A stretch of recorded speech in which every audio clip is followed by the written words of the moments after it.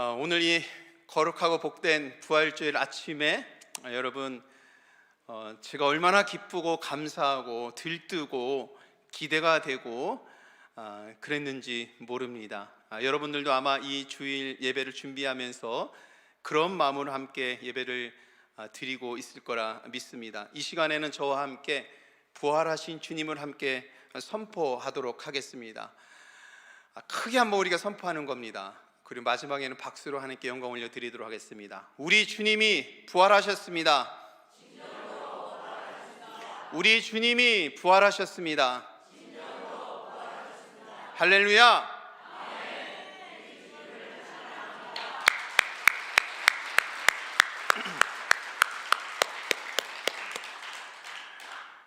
사망 권세를 이기시고 부활하신 우리 주님, 진정으로 부활하셨음을 믿으시는 저와 여러분 되기를 간절히 소원합니다. 사순절을 보내면서 또 고난주간 일주일 여러분들과 함께 특별 집회로 모이면서 저는 아주 특별한 경험을 이번에 했습니다. 2023년도 사순절과 부활주일은 마음속에 채워지는 하나님의 은혜가 있었던 것, 그런 경험을 하면서 사순절을 보내면서 부활주일을 맞이했습니다. 사순절 기간 동안 저희는 매일 교회 모임이 있었습니다. 기도 모임이 있었고 성경 공부 모임이 있었고 예배가 있었고 또 예배를 준비하는 여러 손길들이 있으면서 매일 교회가 쉬지 않고 모임을 진행했습니다. 인간적으로 생각해 보면 좀 바쁜 시간이었습니다. 그러나 이 사순절을 보내면서 가만히 뒤돌아보니까 여러분들과 함께 40일 동안 십자가의 이 주님으로부터 오는 그 은혜를 차곡차곡 쌓아온 것 같아서, 그렇게 사순절을 보낸 것 같아서 매우 특별하게 이번 사순절을 보냈습니다. 그리고 그러면서 부활 준비, 주일 예배를 준비할 때 얼마나 기대감이 충만한 가운데 예배를 준비했는지 모릅니다. 강단을 볼 때에 강단에 사순절을 보내는 우리의 신앙 고백을 담은 이 강단의 장식도 매주 하나하나씩 채워져 왔습니다. 얼마나 은혜가 됐는지 모릅니다. 혹시 눈이 잘 안 좋으신 분들을 위해서 설명을 드리는데 저기 위에 비둘기가 있는 겁니다. 여러분 혹시 다 보이십니까? 네, 저 비둘기, 부활하신 주님 이후에 성령이 비둘기 것처럼 임하신다라는 이런 아주 깊은 뜻을 가지고 혹시 못 보신 분들을 위해서 제가 꼭 언급을 하고 싶었습니다. 그렇게 사순절을 보냈습니다. 성가대 칸타타를 준비하면서 여러분들 준비하는 손길들, 또 오늘 교회 일찍 오셔서 키친에서 음식을 준비하는 손길들, 예배당에서는 찬양팀이 준비하는 소리가 들리고 2층에서는 성가대가 준비하는 소리가 들리고 키친으로부터는 음식 준비하는 여러분들의 이 손길과 바삐 움직이는 손길들이 보여지고, 예배를 안내하시는 분들은 또 오시는 분들을 환영하면서 기쁨으로 맞이하는 이런 모습들을 보면서 정말 은혜롭고 감사하고 하나님께 영광 올려드리는 그 마음이 우리 가운데 충만하구나 라는 그런 믿음의 고백을 했습니다. 근데 여러분, 제가 여러분들을 통해서 은혜 받은 것은 어느 누구도 자기가 한 일을 드러내면서 자랑하려고 하지 않았기 때문입니다. 묵묵히 주님의 영광을 구하는 그 자리에서 그 묵묵히 자기에게 주어진 일과 그 사역을 감당해 가시는 여러분들의 모습을 보면서 제 마음이 얼마나 기쁘고 감사했는지 모르겠습니다.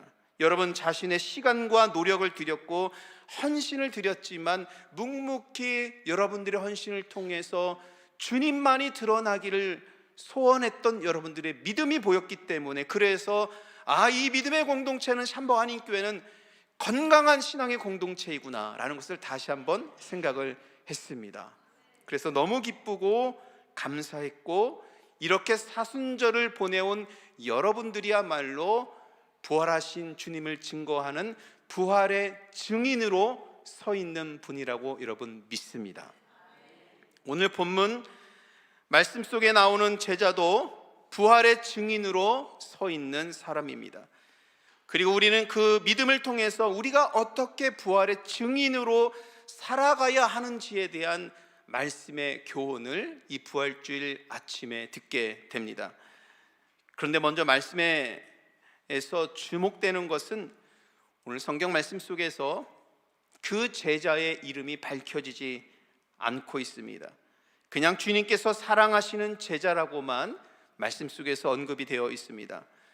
우리는 고난주간에 제임스 티소의 작품을 통해서 골고다 십자가 주변에 있었던 인물들에 대해서 은혜를 함께 나누었습니다.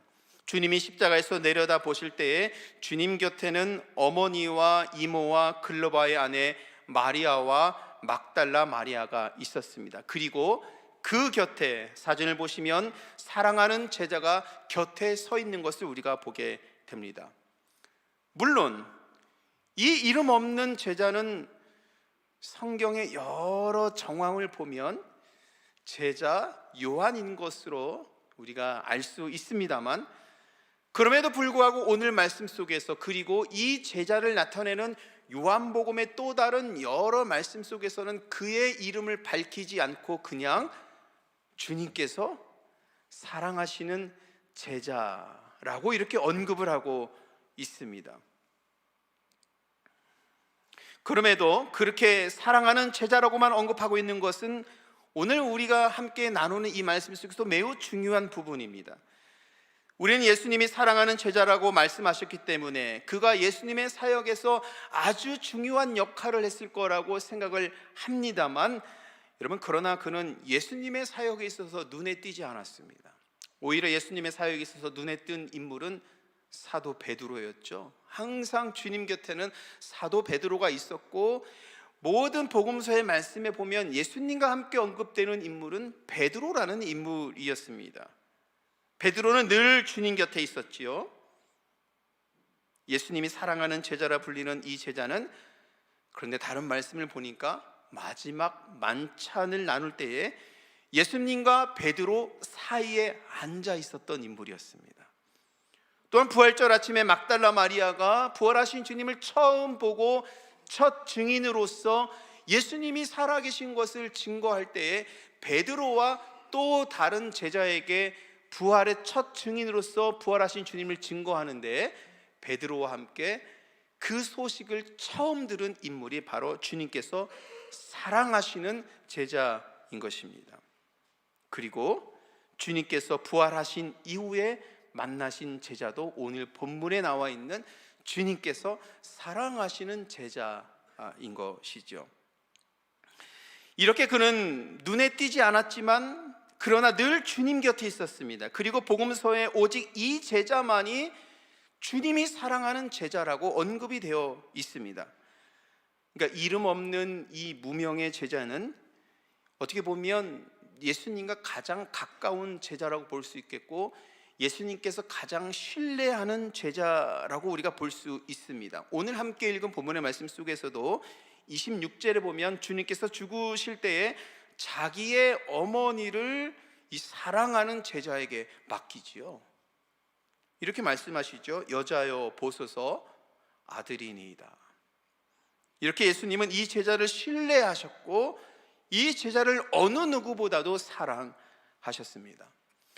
여러분, 오늘 이 부활절 아침에 이 말씀을 읽으면서 우리는 그 사람이 누구일까, 그 사람이 누구인지 그 존재를 밝히는 것에 집중하기보다는요, 오늘 우리 말씀 읽으면서 그러면 왜 요한복음에서는 그의 이름을 밝히지 않고 주님께서 사랑하는 제자라고만 말씀하셨을까에 우리가 조금 더 집중해 볼 필요가 있는 것입니다. 제가 말씀을 묵상해서 그 이유를 찾아보니까 예수님을 통한 복음의 이야기에서 이 주님이 사랑하는 제자는 자신이 맡은 역할은 그저 예수님의 증인된 사람이라고 생각했기 때문입니다. 그가 복음서에서 눈에 띄지 않은 것은 단순히 겸손하기 때문이 아닙니다. 그는 예수님을 통한 하나님 나라 운동과 십자가 사건에서 자기가 돋보이지 않으려고 하였습니다. 그러나 예수님이 하신 일에 있어서는 그 하시는 그 복음 사역에 있어서는 증인이 되려고 하였던 것입니다.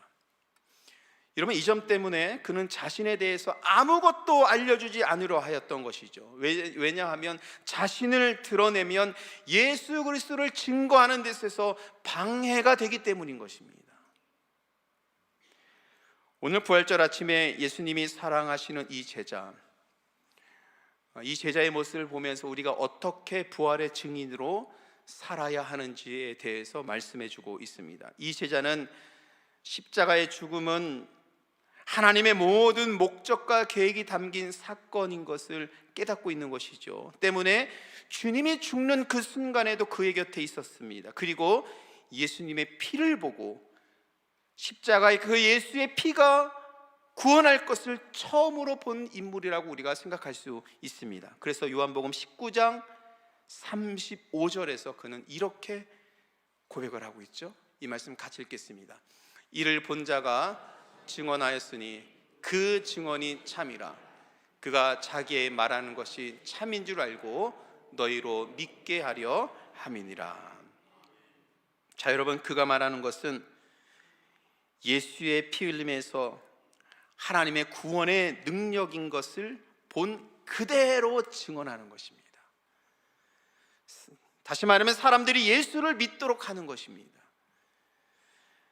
예수님은 자기 사랑하는 제자에게 아마도 그의 믿음을, 이런 믿음을 이미 보셨는 것일까요? 골고다 언덕을 오르시기 전에 예수님을 그렇게 가까이 따랐던 베드로에게는 매우 책망하시는 그 말씀을 주셨지만 이 제자에게는 나의 사랑하는 제자라고 부르셨습니다. 그리고 부활절 이후에도 이 제자를 만나 주시며 부활 생명의 은혜로 살게 하셨고 그 부활의 증인으로 살도록 이 제자를 사랑해 주셨습니다.